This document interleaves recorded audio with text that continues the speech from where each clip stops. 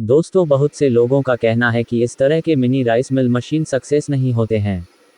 दोस्तों, ये बात बहुत हद तक सही भी है। कुछ ही कंपनियां के राइस मिल मशीन है जो सक्सेस हुए हैं। अधिकतर कंपनियां के राइस मिल फेल ही हुई हैं। कुछ राइस मिल ऐसे हैं जिन्हें कुछ दिनों तक चलाने के बाद ही सफलता मिलती है। जैसे गाड़ी को शुरुआत में चलाते वक्त गड़बड़ी होना। शुरुआत में गाड़ी चलाना भी बहुत मुश्किल होता है।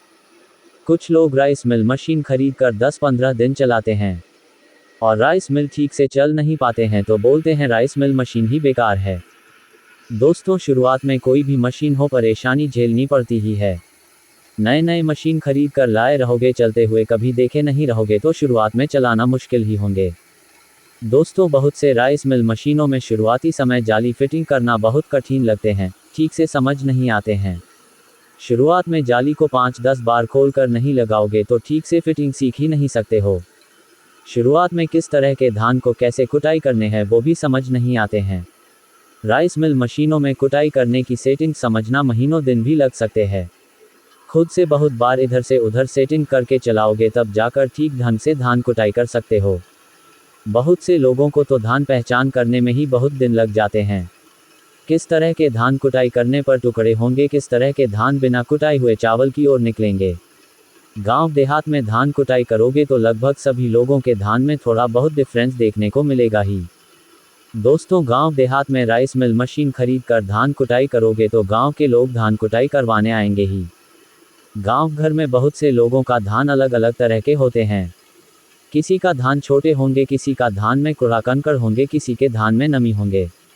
दोस्तों, जैसे धान होंगे वैसे ही राइस मिल में सेटिंग करना होता है। जो धान अच्छी तरह सूखे होते हैं उसके छिलके जल्दी जल्दी अलग होते हैं। कुछ कंपनियां के राइस मिल मशीन अच्छे चलते हैं, बस उसे चलाते रहना है। 1-2 बार चलाकर छोड़ नहीं देना है। खरीद कर करीब महीने दिन तक चलाकर देखने हैं। महीने दिन चलाने के बाद खुद ऑपरेटिंग सिस्टम समझ आ जाएगा।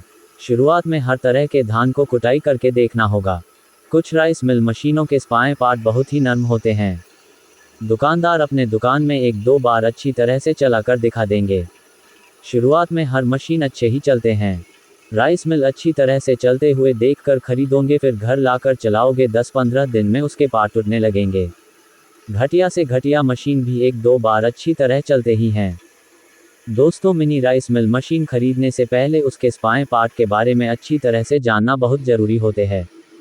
जिस मशीन के स्पायर पार्ट अच्छी तरह से टिक गया, ज़्यादा कुटाई करने लगा तो समझो धंधा सेट हो गया।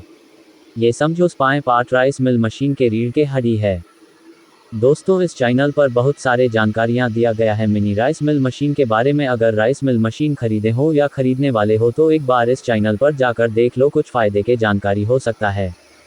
इस तरह के मिनी राइस मिल मशीन कम दामों में आसानी से मिल जाते हैं, इसलिए गांव देहात में बहुत से लोग खरीद कर चलाने की सोचते हैं।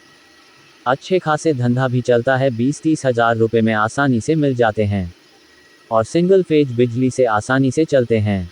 हल्के होने के कारण आसानी से इस तरह के राइस मिल मशीन को इधर से उधर किया जा सकता है। बिजली के लिए अलग से कनेक्शन लेने की ज़रूरत भी नहीं पड़ती है। घर के बल्ब जलाने वाले कनेक्शन से ही आसानी से चल जाते हैं। जैसे गांव देहात में देखते ही होंगे, लगभग हर घर में थोड़ा बहुत मुर्गी पालन करते हैं। 10-20 मुर्गी पालन करके धंधा करते हैं, वैसे ही इस तरह के राइस मिल मशीन खरीद कर धंधा किया जा सकता है।